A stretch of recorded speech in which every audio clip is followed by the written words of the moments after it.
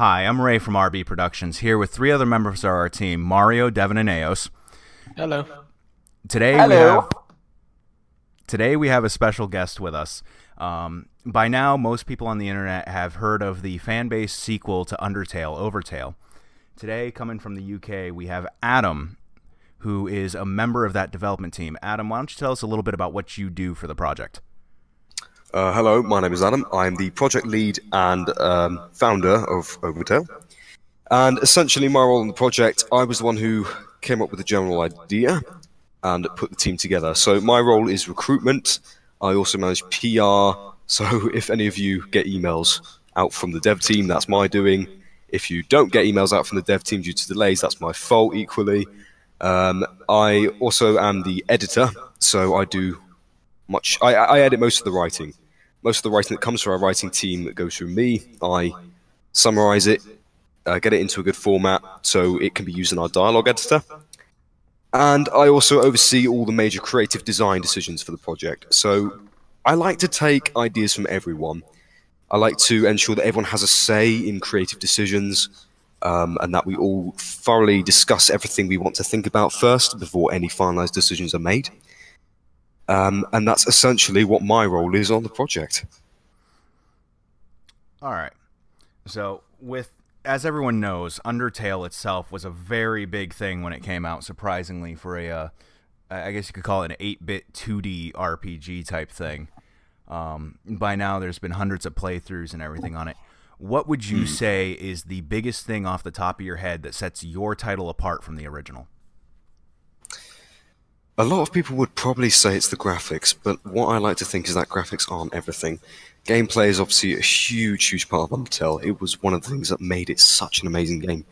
Because Undertale it's a very postmodern piece. It deconstructs everything that we know and love about not only role-playing games, but about the video gaming medium in general. And what was amazing to see with it is how it implemented that into gameplay and sort of toyed with the player's expectations. It took your training as a gamer to instinctively attack enemies, to instinctively expect that, for example, attacking Toriel at the end of the ruins would not result in her death. Maybe she'd fall on one knee and go, you have grown so much, you are ready for the outside world. But no, it sets itself apart in the way that it is brutal in how it introduces its players into the world because of the training that their lifetime experiences of video games, for most of them, has given them and instilled into them. And that's something we are very eager to build upon, but equally with Overtale, we're taking the canvas that Undertale has set out, all its basic gameplay features, its general story, and we want to build something new on top of that. We don't want to let the formula stagnate. We want to essentially craft a new experience that is set within Undertale's work in general, but itself can be classified as an entirely different game.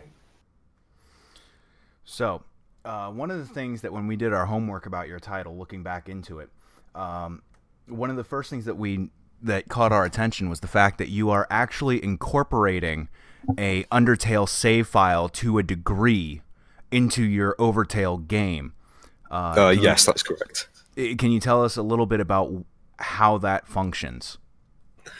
Okay, well, I can't reveal much about it at this point, but what I can say is that those of you who have taken certain actions in Undertale, for example, speaking to certain NPCs, going through with certain actions, maybe searching for certain things, if you got an eagle eye, you may spot some certain aspects of Overtale that would otherwise have been different or not present if you either had not uploaded a save file, or if you had not taken those actions in Undertale.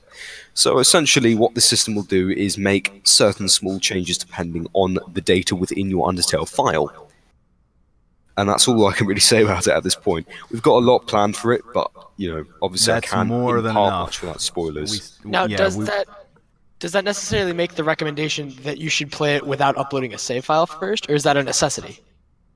It's Like, neither you a have to upload necessity a nor a recommendation. What our recommendation to everyone who's looking to play Overtale is, and who wants to use their save file, is that the system will not ask you if you want to upload it. If you have an Undertale save file on your computer, it will be used.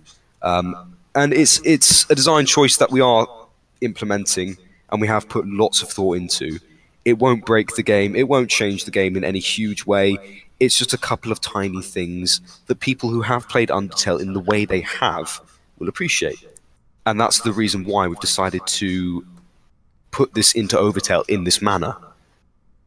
Now, will it be uploaded more than once? Say you were to have a certain thing completed Overtale. Should you go and do the game again and maybe run Undertale differently, will it use that file, or will it just continue using it originally? Overtale will use any file that you currently have when you start the game. So if you start Undertale, you finish it, and you start playing Overtale, it will use that copy of the file. So if you then halfway through Overtale go back to Undertale and start, say completely wipe your old file, as in going into folders and actually, hunting down the file and getting rid of it and wiping it clean, Overtale will use the file that it had a copy of when you started Overtale. Now, so with every startup, it's a different thing? Not exactly. Well, I think this question might clarify a little bit about what Mario's saying here. With Undertale, there was two major playthroughs, the Genocide and the Pacifist. Yes. And you've got some people who have, say, 2 save files, one of each run. How would your game decide which one to use? Well, the thing is, Undertale stores its save files in a certain location and under a certain name. Overtale will take the one that is in that location and is under the name that Undertale, the game, searches for. So whatever file Undertale uses at the time you start Overtale is the one that Overtale will pick and use. All right. Have you run into any problems writing the story? Because I know that the story of the original Undertale was a big part of how it got its fan base. Yeah. It is, as the designer of the project, it worries me quite a lot about the story. I'm not particularly worried with the quality of the story we've written so far, but I am concerned whether or not our dialogue will live up to the standard that Toby has set in the long run. And I'd say that's been probably our biggest challenge so far, is studying the dialogue within Undertale, studying all the narrative aspects and plot points, and how it all ties together.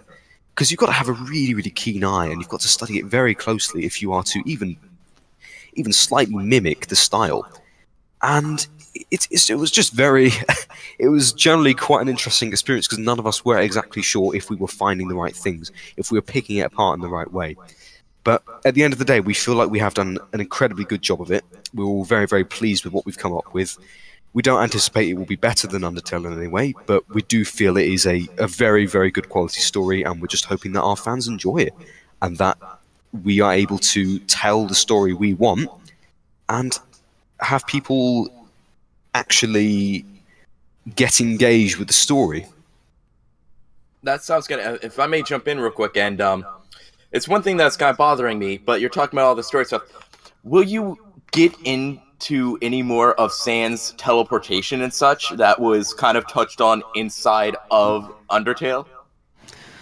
We feel like we should probably stay away from... It's something we've also looked at with W.D. Gaster, because with those two characters, all the sort of theories... well, that's exactly what they are. They're theories. They're fan speculation on what it could be. I think it was MatPat, the game Theory, who recently released a video claiming that Sans was actually Ness from Earthbound, or at least that there was evidence that that would be the case. So nobody's exactly sure of what their background is, except for Toby Fox himself, and obviously he's not going to impart that knowledge anytime soon, at least not that we can see. And we feel like if we did try and touch upon, try and took our own guess at what these characters, who they were, what their significance was, if Toby ever did do a follow-up work, because he has suggested he would do, maybe not a sequel or a prequel, but a work set in the world of Undertale, we're a little bit concerned that it may directly contradict what Toby's actual plan was. So it's a grey area. We're trying our best not to touch it, just in case that's not how Toby intended it to be. That's understandable, and I actually like that. Well, that kind of I still got my cold. It's all right. That actually kind of leads partially into our next question, because you were talking about fan speculation and fans' reactions and whatnot.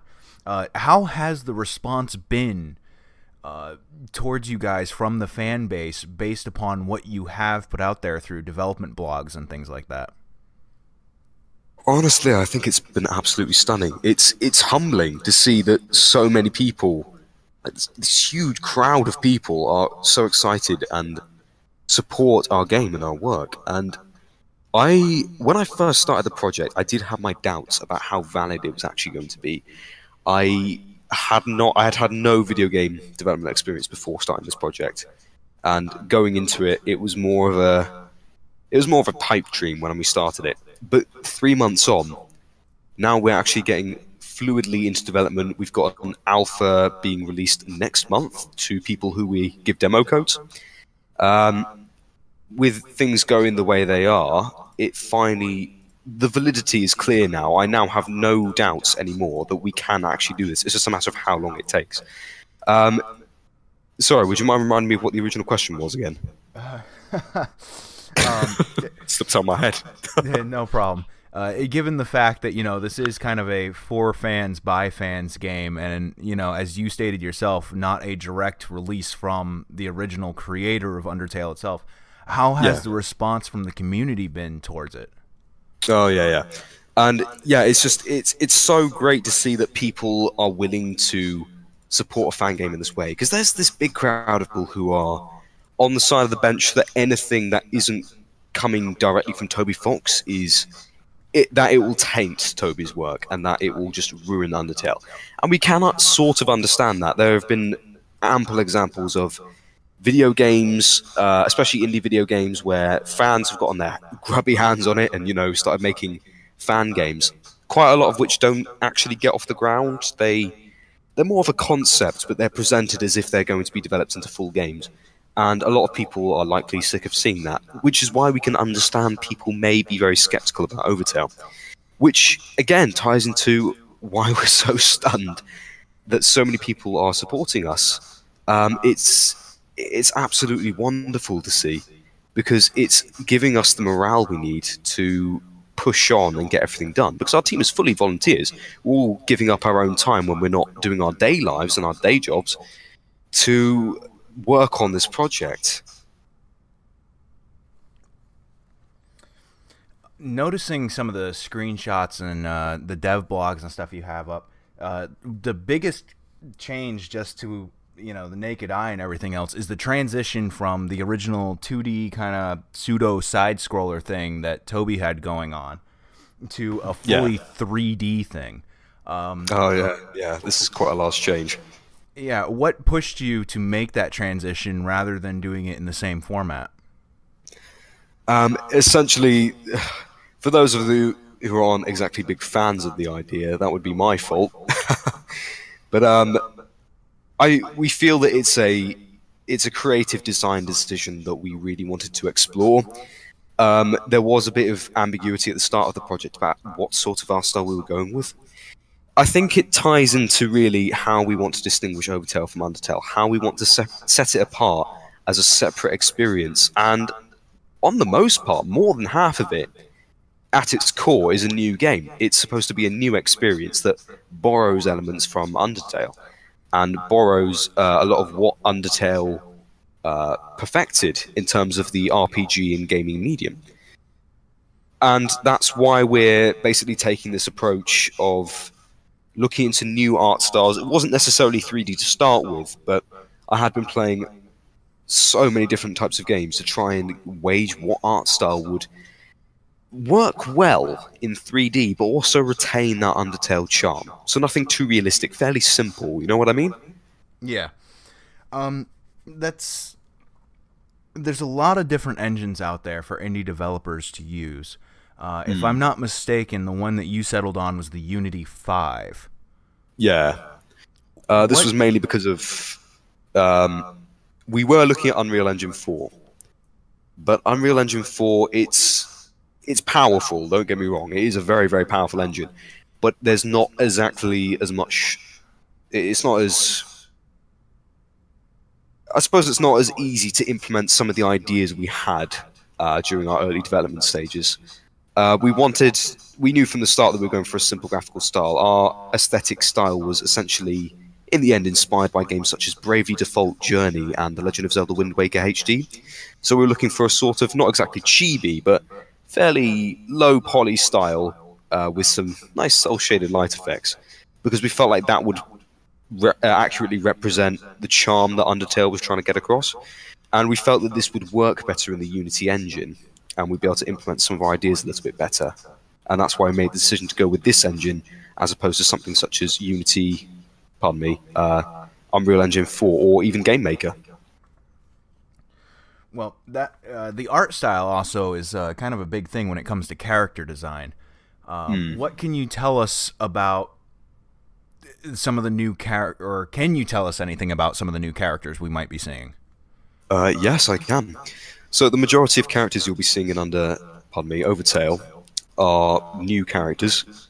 For a lot of people, that will set off alarm bells. I can understand that. There's been an influx of Overtale original characters. It's practically become a meme at this point. But yes, what we want to do is essentially, as I said, it ties into us trying to make a new game. So you will see old faces. You will see original Undertale characters. You'll see some of your fan favorites, Metaton, Alphys, Undyne. You'll see them. They'll be in the world. You'll be able to interact with them. They'll have their moments. They'll be around. But equally, we're looking to, again, craft a separate experience. And so that's reflected in the party system we have going on. That's one of the decisions that's reflected in the party system. So you now have 4 main characters you play. So you have Lucas Howard.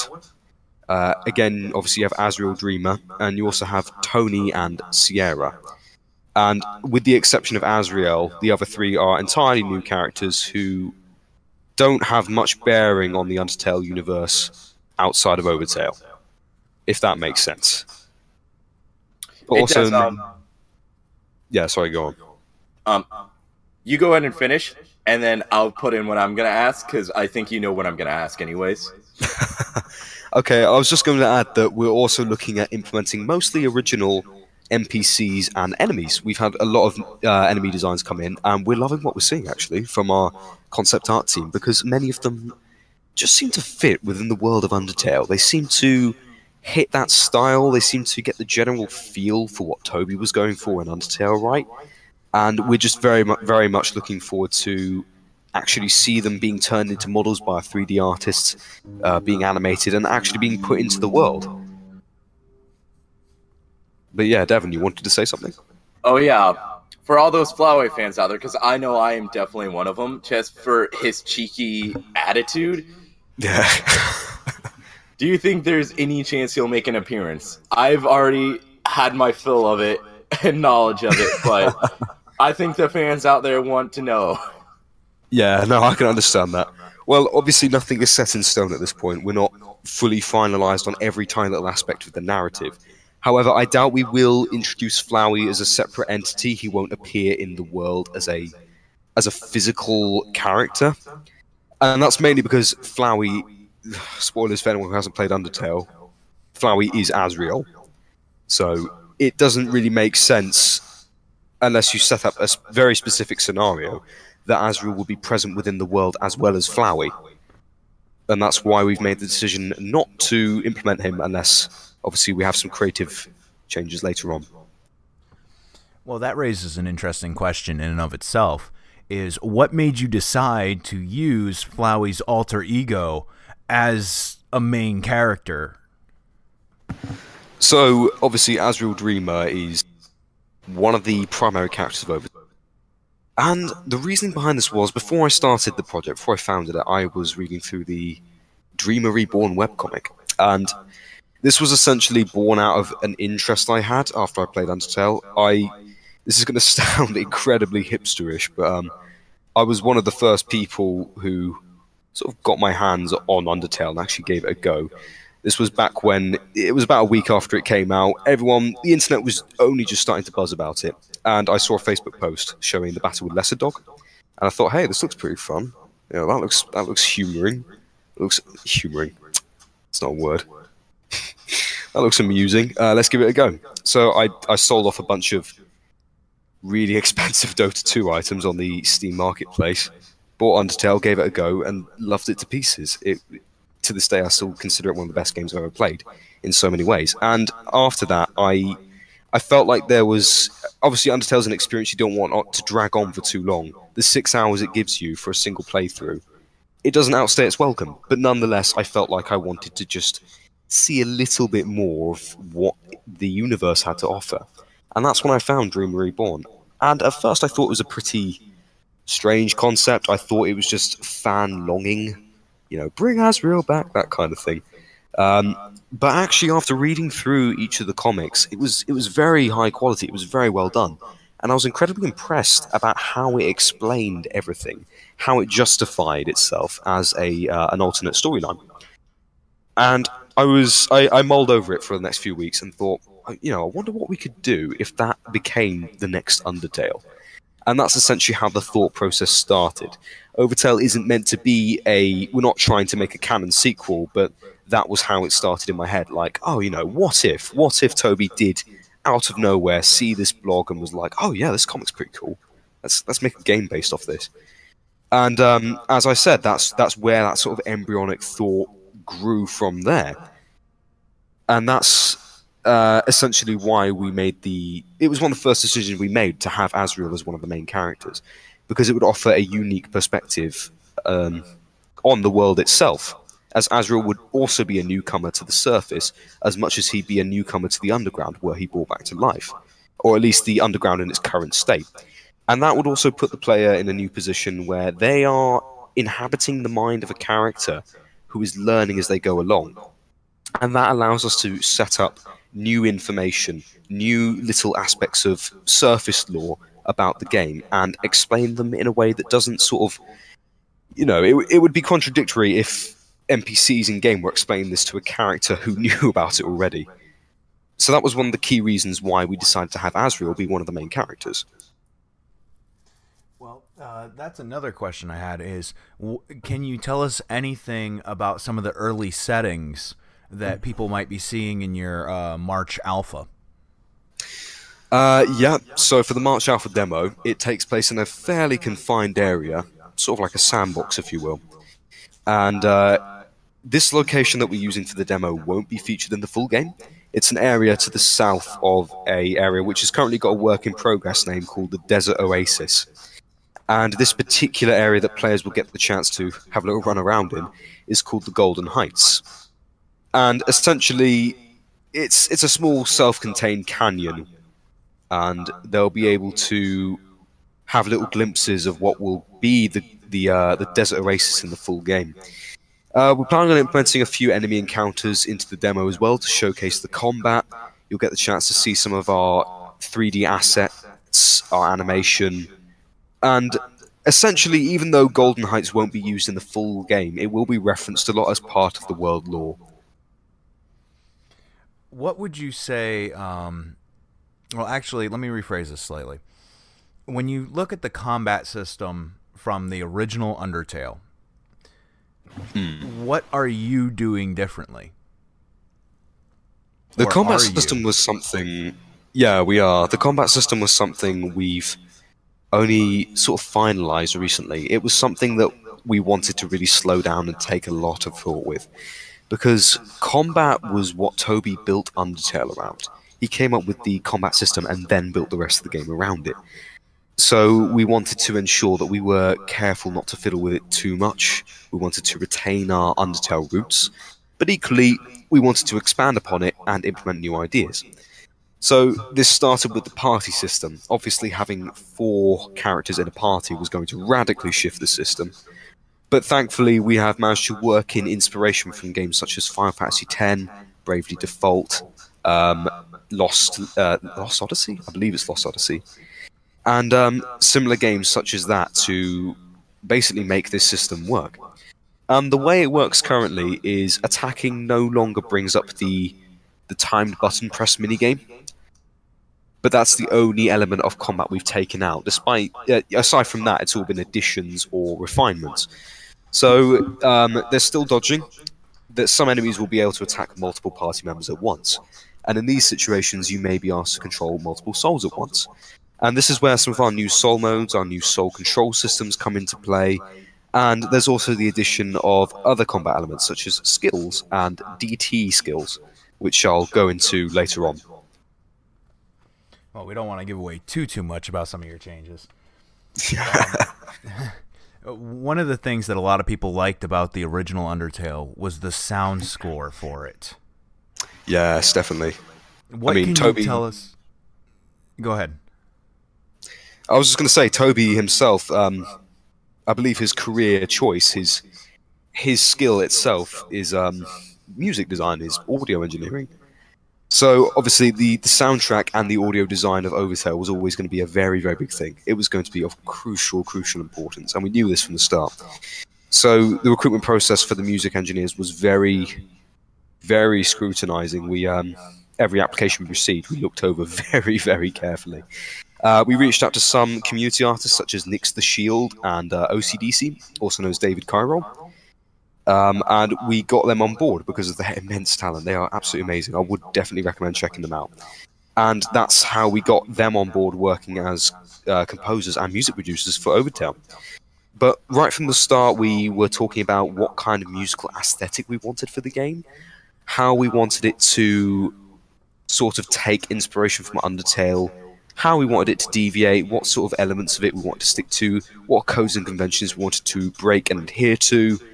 And that was how we came to start composing the Overtale official soundtrack, which you can now listen to on YouTube, or at least what we have of it so far. And essentially, what we're doing with the soundtrack is we're trying to add new flavor into it. There are quite a lot of songs which some people have said that they wouldn't expect out of Undertale. And on the other hand, there are also some which some people have said they does sound very much like something they find in Undertale.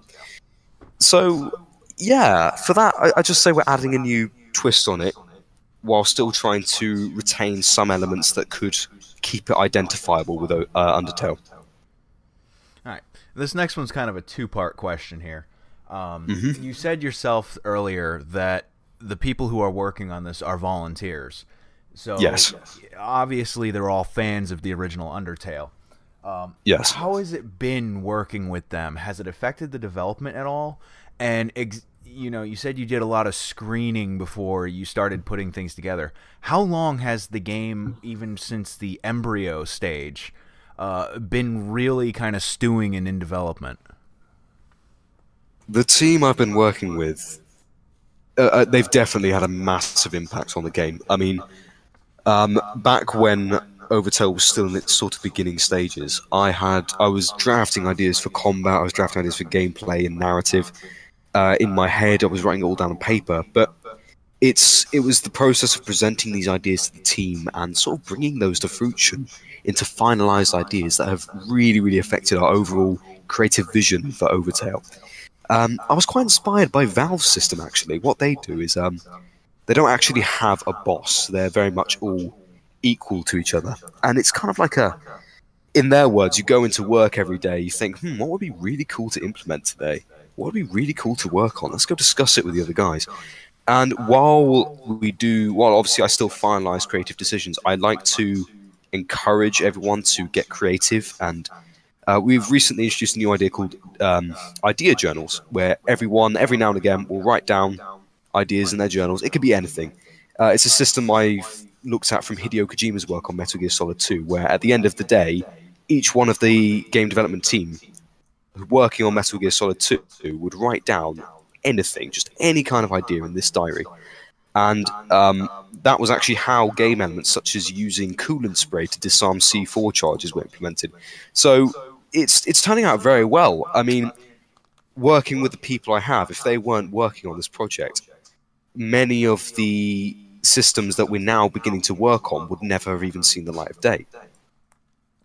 So yeah, it's definitely had a massive impact. And in terms of... question's gone out of my head again. Damn it. I think the second part I'm of sorry that, for this. no, it's not a problem. I know we're kind of putting you on the spot here. You guys really haven't done a Q&A session on this yet. Yeah, And you're so also for- giving a lot of information to the fans, and they're gonna love this.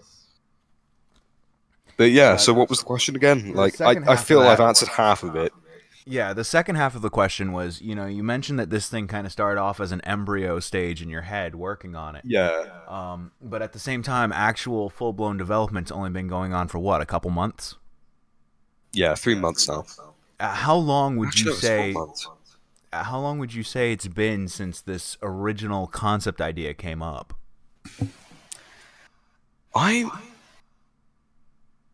You're right there, Mario. You okay there, Mario? I think he's having a nerdgasm. Yeah. He's dead.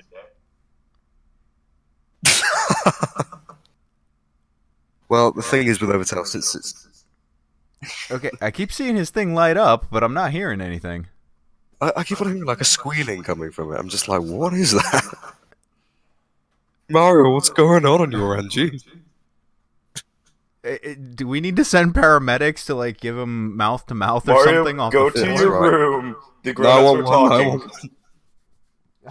Alright, do we have to put you in the naughty corner? Oh, jeez. Oh, come on, don't lie. You like it.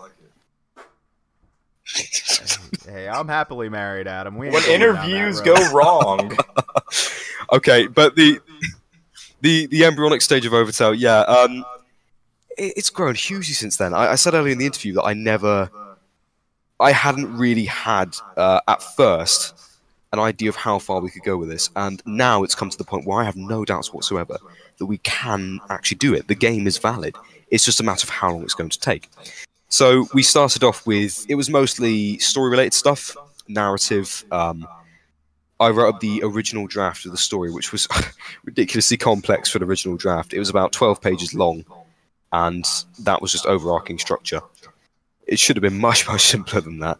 So the first month was pretty much spent getting all the writers used to all the ideas of the game, the mechanics, and the story. I admit I made it overly complex at first. So we boiled it down to its simplistic components. We chose out bits that were simple to understand, helped to get everyone sort of understanding the elements of it. And when the writing team had finally sort of got it down and got their heads around it, that's when we started using the app Trello to actually organize everything.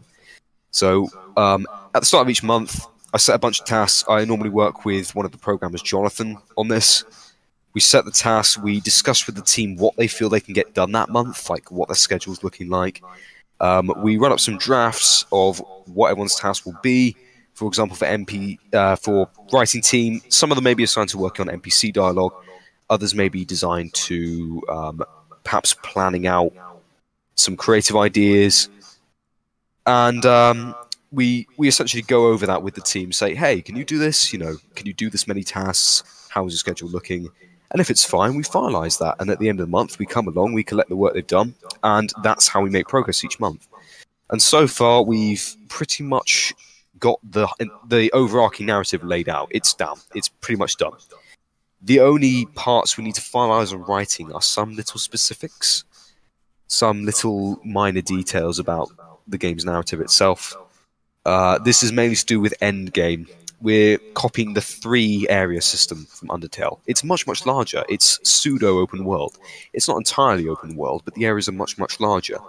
So the first area of the game, which we won't disclose at this point in time, is essentially the game's version of Snowdin, and the snow area in general.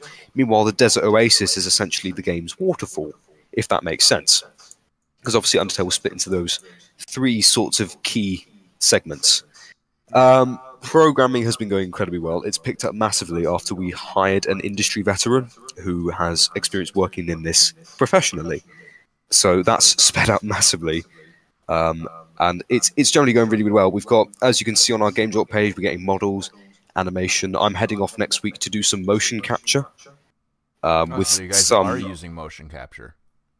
Yes, although it won't be pure motion capture footage in the game. what we're going to do is take the motion capture more of as a reference for our animators, who will then construct, handcrafted animations from the ground up, but using the motion capture footage as a reference.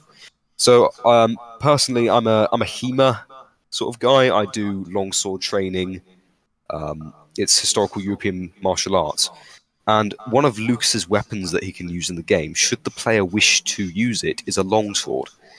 So we want to implement some realistic animations into this. And as a result, I've got these HEMA guys to come along next week, and we're going to get some motion capture footage for the game. And it's not just for the longsword, it's going to be for all the weapons, for idle animations, walking animations, generally animations within the game. So, yeah, I mean, I don't want to waffle on about this for ages. So, in summary, it's picking up hugely recently. We're all starting to really, really get into it. We're making more progress than I even thought we would ever make. And I just can't wait to see the finished product when it's done.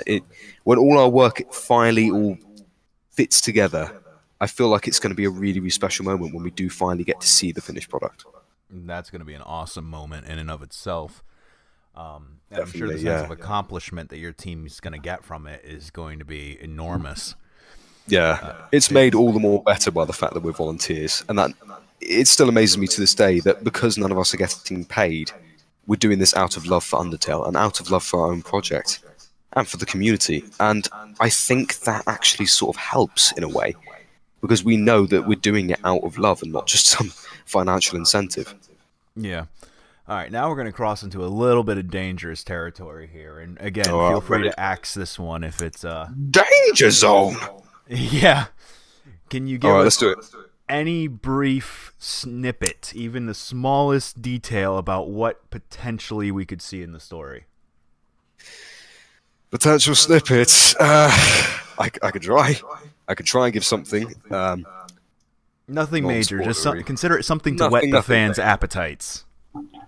All right. Okay. Well, let's take a moment to look at the main promotional image for the game. The one where Lucas and Asriel are back-to-back. I'm actually going to take a second and ask if you could link that image again in the chat box here. Yes, of course, I'll put that up now. Because the way it's up is the viewers can actually see what's posted there.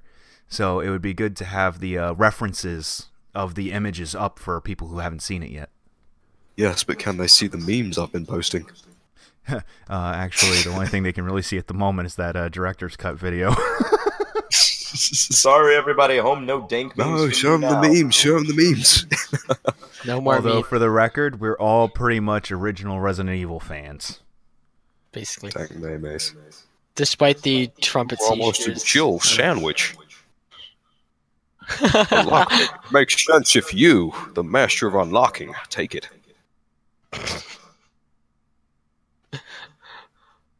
I do try on the voice acting front, but as you can tell, that's why I'm not a voice actor on the project. So yeah, I'm just uploading it here. But if you take a look at this image when it's up, tick tock. There we go. There we are. So there's been a lot of discrepancy about what that heart-shaped image above Lucas's hand is. People have been speculating about this a lot. I mean, a lot. Many people have just made the assumption it's a soul. It's not. It's not a soul. This actually wasn't something that was going to be implemented into the image until the very last second, while the artist who I commissioned for it, Night Margin, was working on it. And she said, "Oh, are there any other things where I can add on to it just to sort of help out with the overall composition of the image?" And I was like, "Yeah, do this." And that's where that came from. What I can say about it is that that's actually a small charm he carries with him. And it's going to play a very, very important role in both narrative and gameplay. As will Asriel's, not bracelet, pardon me, his necklace, his pendant he carries around his neck, his locket. Those two items are both, they have massive narrative importance, I can say that.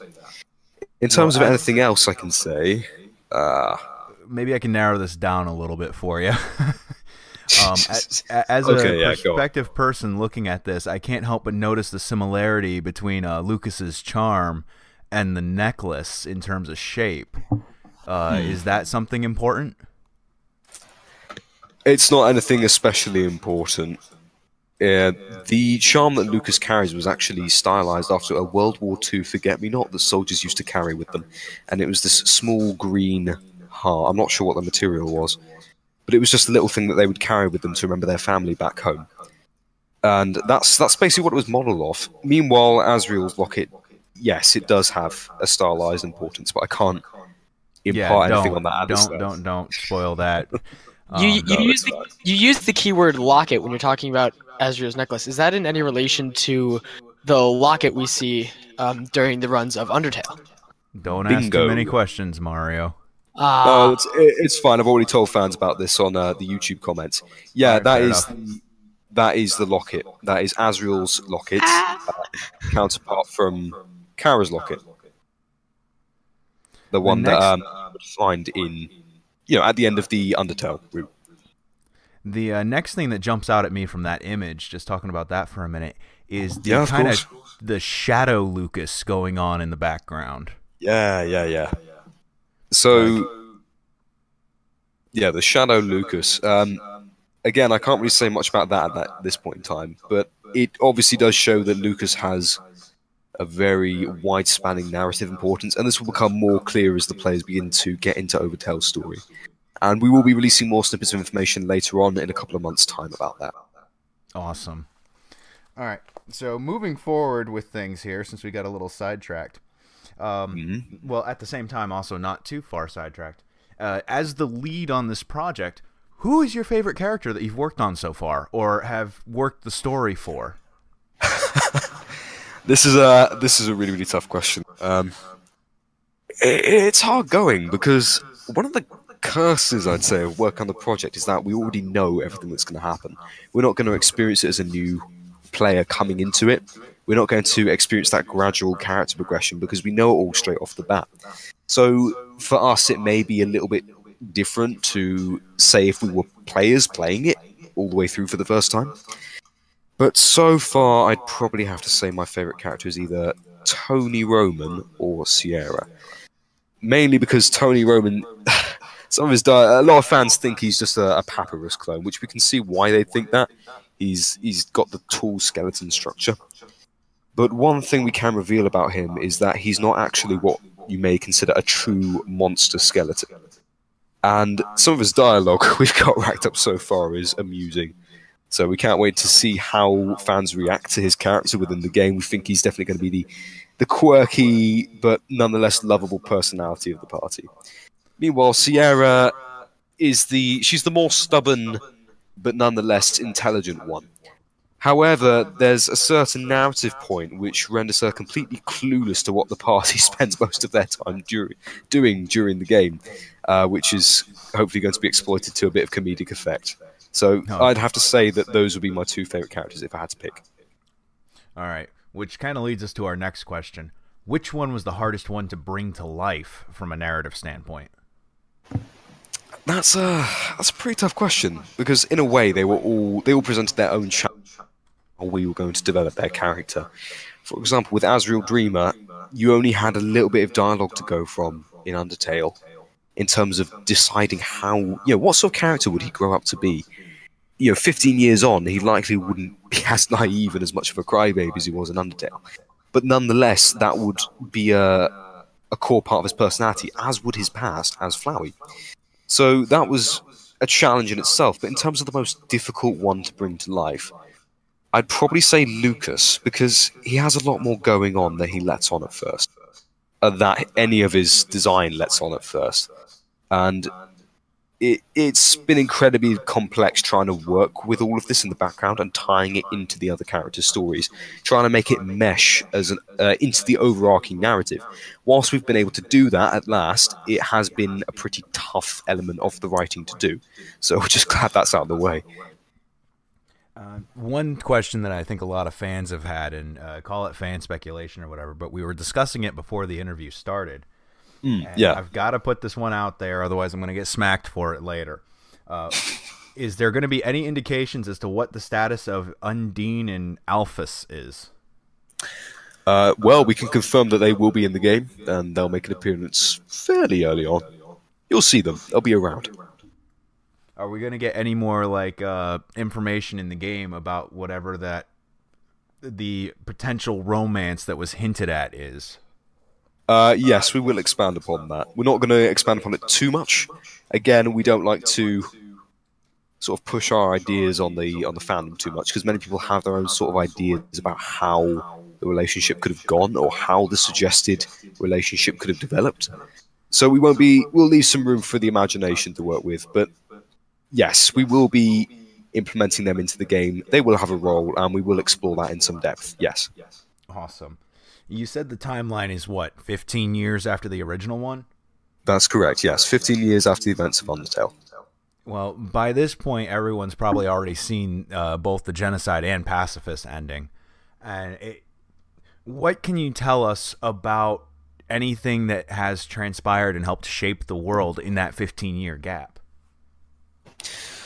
So, what we can say is that monsters have moved up onto the overground.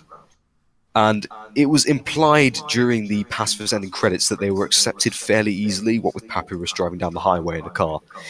But what we want to explore with Overtale is potentially the idea that most humans are fairly comfortable with monsters. Maybe there were human history books that explained or hinted at the existence of monsters in the olden times. But at the same time, let's face it, in the world, if a similar scenario happened, even if most people were accepting of monsters, there would be those odd groups who just would not be happy or comfortable with the idea of sharing civilization with such groups at all. So we're kind of exploring the idea that monsters are just beginning to integrate into human society.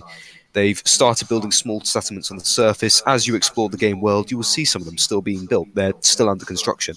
Monsters still sort of finding their way and getting their grips with this whole new world that many of them weren't even born into. This is all new to them. But equally, the human side of having to share their world with this new species, this new set of species that have just suddenly sprung up from a hole in the ground after God only knows how long. And so we feel that's going to be a very, very interesting thing for the player to explore when they do eventually play Overtale. Yeah, are we going to see any of that human monster conflict that you were just talking about play itself out in the narrative, or is it just going to be kind of implied on the side? For the most part, it will be implied on the side. What we're looking to do is integrate it as part of the game world. However, one big decision we've made in terms of gameplay compared from Undertale to Overtale is the quest system. We're not doing traditional RPG quests where it's like, oh, I've lost my cat, can you go find my cat? I'll give you 30 gold for it. It's Undertale style tasks you're assigned with, if that makes sense. But we're splitting them into side and main scenario quests. So the main scenario quests are literally just anything to do with the main narrative that you must do to progress. Meanwhile, we have a ton of side content planned, these side scenario quest lines, which form a massive chunk of the content, much of the dialogue, some locations that you won't get to explore otherwise, even revisiting a very small portion of the old underground. It's all within the side scenario content. And some of the side scenario content will actually play into this human-monster conflict, how it's beginning to develop, what areas of it are beginning to become a bit of a threat to both parties. And we're very excited to see what we can do with that and how we can explore that. Now, although it seems like this is sort of already an obvious answer, is Overtale solely based around the true pacifist ending, or is it maybe variations on the neutral endings you can achieve? We can't say a huge amount about that at this time. What I can say is that it's not based on any specific ending, but rather implements all of them. This is going to sound very, very confusing at first, but trust me, once you've played it, you will understand. It actually sounds more interesting than confusing, because I haven't seen a lot of games that actually incorporate something like that. That is exactly. Go Yeah. based off of one ending and kind of expand it. Yeah. Now, It's a there's problem that companies such as BioWare have. Like, for example, with games such as Mass Effect and the upcoming Mass Effect Andromeda, just before its official announcement, when everyone was speculating about it, people were saying, they're going to have to basically create 3 different games depending on the ending of Mass Effect 3, because it drastically affected the the in-game universe, or at least it was implied to in terms of lore. And so people were going, oh yeah, they're going to have to pick a canon one. They're going to have to go for one and say, yeah, that's what actually happened. That was the true ending. But we didn't want to do that with Undertale, because part of the core experience is that there was no real ending. The real ending is how you left the game. It's the state you left the game in. If you play through Pacifist and you followed Flowey's advice at the end and never touched the game ever again, then that's the ending of the game. That was your ending. That was the state the entire world was left in. And so we felt it wouldn't be right to have to rely on a certain specific scenario at the end of the game. And it took us a lot of thought, a lot of drafts of potential storylines and narrative concepts, and we had to get our heads really grinding to work around this. But the system we finally come up with, we believe, works absolutely beautifully, and we can't wait for players to actually get their hands on it and try and get their own heads around it. It's going to be very, very interesting to see. Well, as a gamer, you said something earlier that piqued my interest a lot.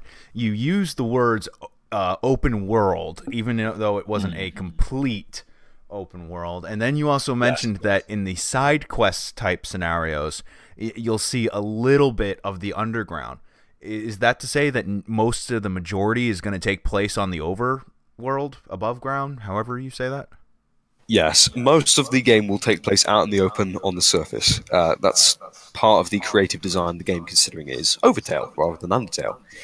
The visit back to the underground it's both a chance for players to reminisce about Undertale, I suppose, and it's a throwback, essentially. It's a throwback to Undertale, but it also allows the lore to evolve a little bit in that it shows what's happened to the underground, which now is mostly uninhabited. Most of the monsters have made a decision to move to the surface.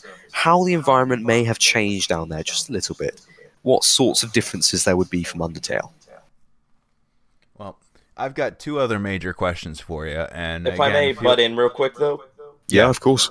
And it is something that's been eating at me, and I thought Undertale would have touched on this, but the fact that a monster can absorb human souls, but it says that under normal circumstances, a monster soul cannot last out unless it is what's called a boss monster.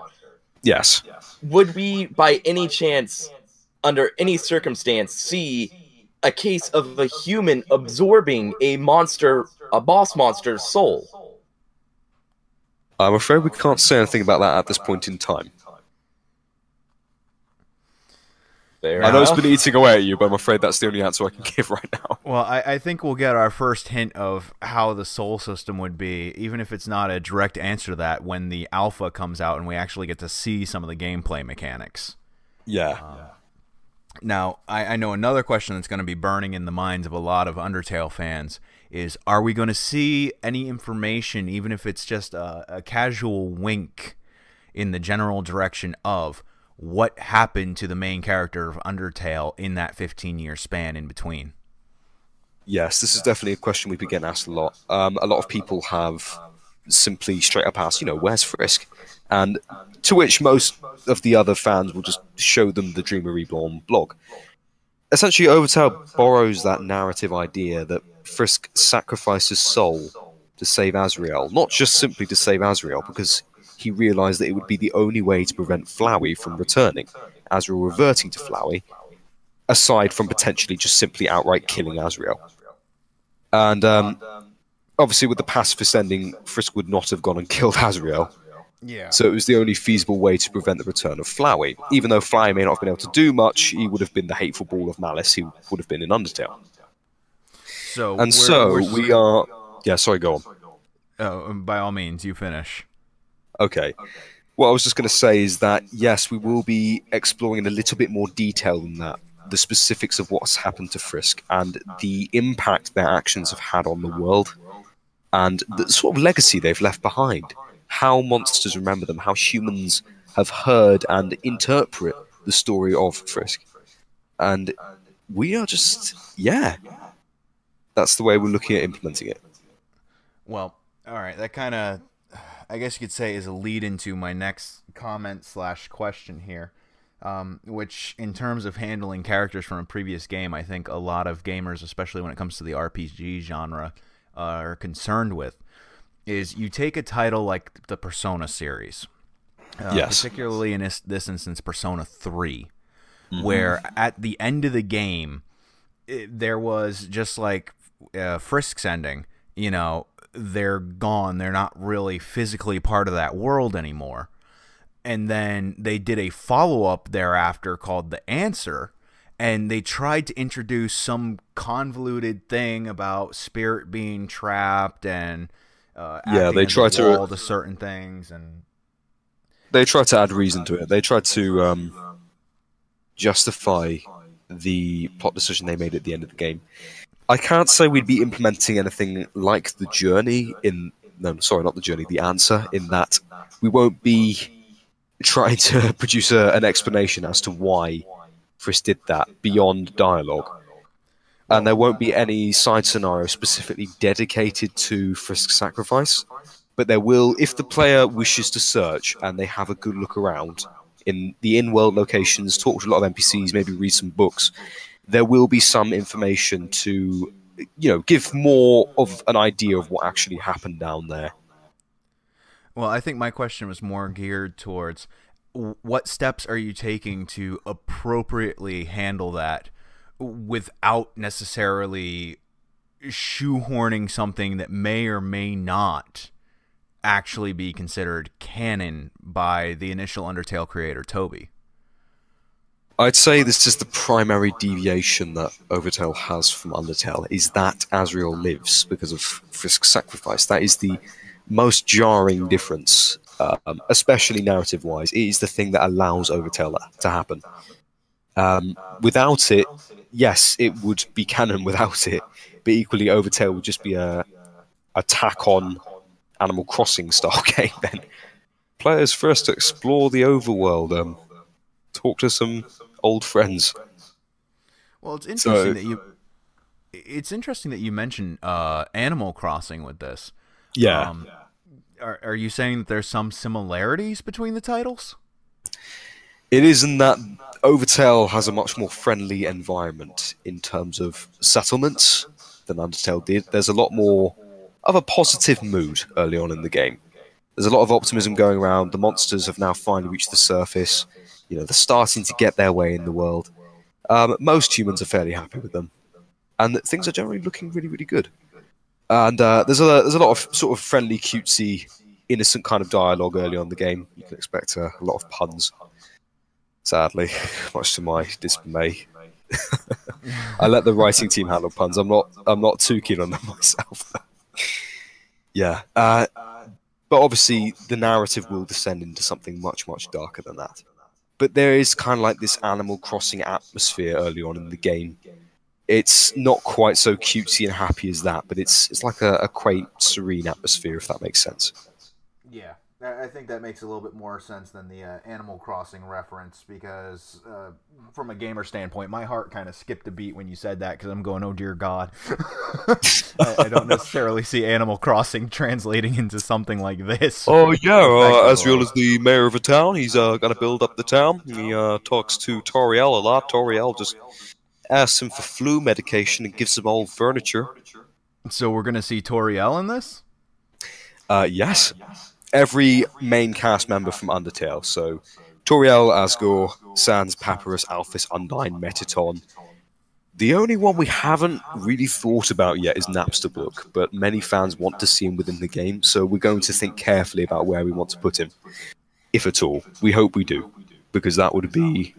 we feel it would be a little bit off if we didn't include him, just simply because he's got quite a good fan following, and many people would be disappointed not to see him show up at all.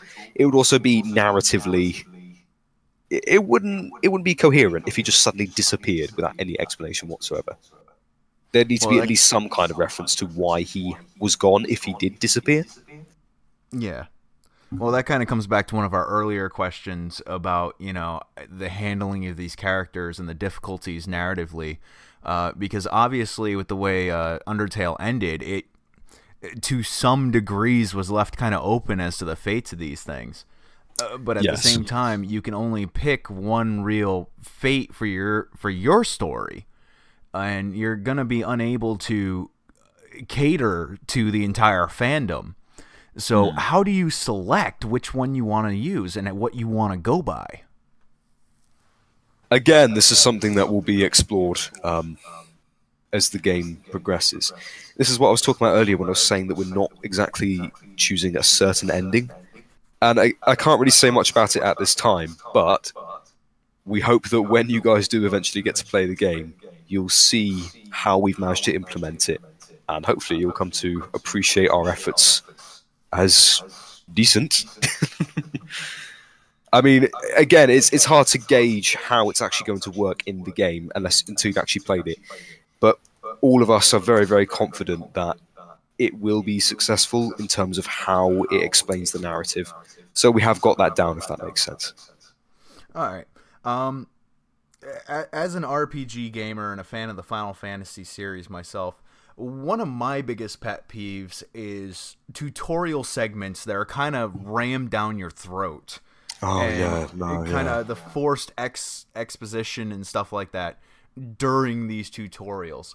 Can you say anything towards how you're handling the tutorial phase in your game? The tutorial phase is something we still haven't quite worked on yet, but it's something we're starting to put our minds to. So we're only just beginning to draft ideas for how to implement it. Undertale had that really, really good system of having Toriel, with the tutorial pun. The way it was managed didn't make it particularly feel like a tutorial at most times, and it retained fan interest. If you were interested in the story and in this world you were thrust into, it didn't feel like a long drag of a tutorial, which was very refreshing to see. In fact, I mean, if you take a game such as Final Fantasy III, I'm talking about the Japanese Final Fantasy III, not the Western Final Fantasy III, aka Final Fantasy VI. The canonical Final Fantasy III, yeah. Yes, the canon Final Fantasy III. With that, it didn't really so much in your face say, oh yeah, this is how you do this and that. But you had to go through an entire dungeon, a relatively small one to be fair, but doing the same thing over and over. It was just repetitive attack, defend, use potion, combat, over and over and over until it basically rammed it into your skull. And it was efficient in letting the player know the basics, the bare-bone basics of combat. But equally, it wasn't interesting. You walked around a dungeon for a bit, fought a turtle, talked to a crystal, and then that's when the game opened up. It didn't feel like it, at least to me, it didn't really flow properly. Again, it's an older game, so you can't really hit on it too much, but again, we're starting to study what other games are doing, because an important part of game development, and especially design, is the study of other games, and not just games, but media in general, to see how they've gone about it, what works, what codes and conventions they've worked with, and yeah, so essentially we're going to be getting into that soon. Well, as a YouTube Let's Player and, an avid gamer myself, one thing that I firmly believe is that a game, in terms of the interest standpoint at the very least, can be make or broken in the early segments of the game. Yes, that is hugely true. How, in your opinion, without giving away any particular details, how, in your opinion, would you rate, scale, whatever you choose to insert word here, your handling for your opening game of the game? And I'm not talking about the tutorial segment, more along the storyline of, do you think that the story that you have presented at the beginning is going to be enough to grasp people right out the gate, or is it going to be something that's going to have to slowly be built up into, and people are going to have to plod through a slower segment to really get to the meat and bones of it? I'd say, narrative-wise, I'd say it's a mix of both. It both sets up this interesting hook at the beginning that will hopefully catch players' attention, especially fans of Undertale. This game is built for fans of Undertale, and that's why we've basically aimed it around that sort of narrative area. And that's why we feel it's going to be such a good hook. But equally, after that initial sequence, there will be a series of events that will hopefully catch players' interest, and then that will slowly build up over time into more and more complex, more interesting situations and events. So it's sort of a mix of both.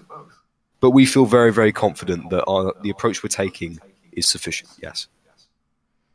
If you had to put a rating on this game, E, T, M, whatever, what category would you say that your title falls into? We have actually done this on the Game Jolt. We've stuck it as a teen rating, and this is because we're trying to keep the core content in terms of anything like violence, language, anything like that. We're trying to stay true to Undertale on that front, and as a result, we're going to. It's overall It's not a hugely violent game, but obviously with the concept of genocide and committing genocide against an entire species, and some of the themes that the games deal with, it requires a more mature mind to fully process that information and understand it, and get the message that the game tries to give across out of it. So essentially, because Undertale wasn't stamped as far as we were aware with an age rating, we're using the teen rating. I think that works. Because it's like, I've seen a lot of games and a lot of sequels that have tried to one-up their predecessor, so to speak, and wound up botching it because they were either shoehorned into a category because of where their predecessor was, or they tried to hit an entirely different mark and wound up actually missing it completely. Now, as you said with the genocide thing and everything else, there was a very dark underlying tone in some parts of Undertale. Yes. How would you say, in terms of a dark narrative, that your story is going to compare to the story that people have seen having finished Undertale? I'd say, in terms of how dark we're going, I'd say it does go just a little bit deeper than Undertale. But the thing is, as this game is built for fans of Undertale, they've already experienced these kinds of themes before. So as a result, it may not feel quite as deep. So to counteract that, we're also introducing some other themes, still dark themes, but in a different manner, if that makes sense. Yeah, and we're hoping that will hopefully sort of mitigate that effect. All right. I'm about ready to wrap up my questions here. Devin, Mario, do you guys have anything? I've asked anything I've had to ask. I believe I've done the same. All right. Well, Adam, we look forward to being able to get the first glimpse of your game when you release that alpha. Where I have to say that us here at RB Productions are very interested in getting hands-on with it at some point. Thank you for taking the time to come out and talk with us and give us this little behind-the-scenes dev talk going on. Yeah, thank you. It's been a massive pleasure. We'll have links in the description below to all the dev blogs, the channel where all their stuff is, the game website. So by all means, to anyone watching this, go look at the information. There's a lot of it out there, and probably a lot more that it can be gleaned than we even covered here, because Undertale itself was a lot more than just a quirky, different RPG thing. It actually had a really good story, a really good setting. And I'm personally looking forward to seeing how that translates from what it was in Undertale into this new pseudo open world, above ground, different take on the story. And I think a lot of the fans are going to be interested to see where their favorite characters have gone since, the last 15 years or so. Although I have one last question, though. Yes, of course. Are you guys implementing any kind of interconnectivity between players? Ooh. This is an area we're still starting to explore. It will not be in the main game. However, what we're looking at doing is releasing, as I said earlier, I think I touched on this earlier, is post-released free DLC, so content updates. Not necessarily patches. We will be doing patches, but we don't consider that the free DLC. Just so new areas, maybe some new cosmetic items, but we are exploring the idea of potentially implementing perhaps a multiplayer segment, a very small multiplayer mode, after the initial release of the game. And we're also playing around with the idea of Dark Souls style interconnectivity between players. That's nothing final yet. Again, we're only just starting to explore this concept, but we're just playing around with it, seeing what we can come up with, seeing what ideas we can brainstorm. So we'll have to see what comes of that. All right. Well, again, thank you very much. Thank you for having me. Please keep up with the development process. They've got a lot of good stuff coming out with the dev blogs on their channel and everything else. So keep your eyes peeled on that one. I've got a feeling that as this alpha and, you know, later on down the road, the release heads our way and everything else, we'll be seeing a lot more information rolling out. But as always, this is Ray from RB Productions, and we'll see you in the next video.